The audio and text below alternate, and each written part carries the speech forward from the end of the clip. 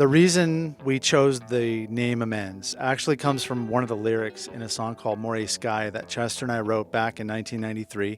The chorus of the song says, "If I had a second chance, I'd make amends, only to find myself losing in the end." And to me, it is very prophetic, that line. And looking back as to the events that unfolded with Chester's passing, these words hold a lot of meaning for me now. And when we were deciding with Kristen and Mace and myself, what should we title the album, we initially started with the words making amends, and we ended up dropping it just to amends because we felt like amends can take on several different meanings for a lot of the listeners. It can be healing, it can be soothing, it can just kind of give closure for the entire thing. It can get them closer to Chester. So it takes on a double meaning in many instances, and just really felt like it was the right word to use for the title of the record.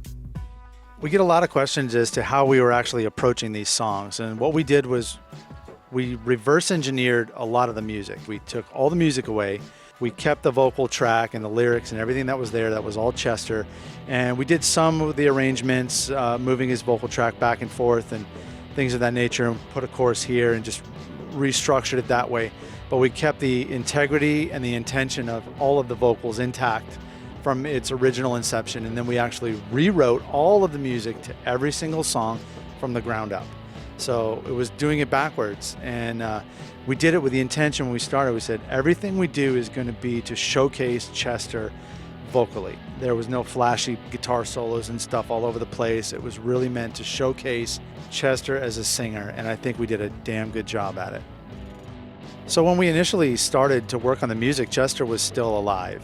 When Chester passed, of course, time stood still, and the band project got put off to the side, and I didn't really pick it back up for about 8 months after he passed. And once we did pick it up, having to sit through and re-listen to him vocally stripped down, naked, so to speak, it was tough for the first couple of months. There was a lot of times where we'd be sitting in the studio trying to write, and one of us would have to excuse ourselves because we'd start tearing up. And one of the things that I think is very special about this record and these songs, it's also very difficult to those who knew him, and maybe even to those who didn't know him, is these lyrics are so profound and so meaningful that when you hear him say these things, they hit you deep and can cause a lot of emotional reaction. And a lot of people who've listened to this music for the first time, they cry.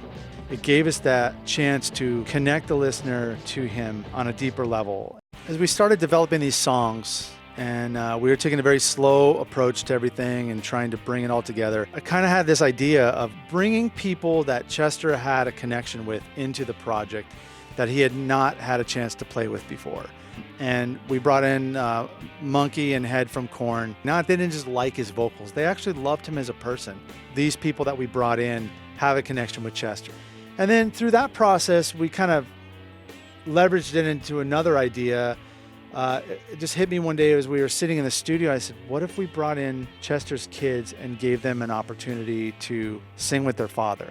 And that was a way for us to give back to Chester.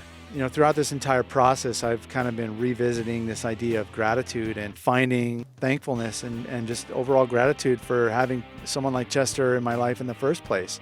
It's easy to get caught up in the why is he gone and feel sorry for yourself and feel sad, but I think the cure for that is gratitude.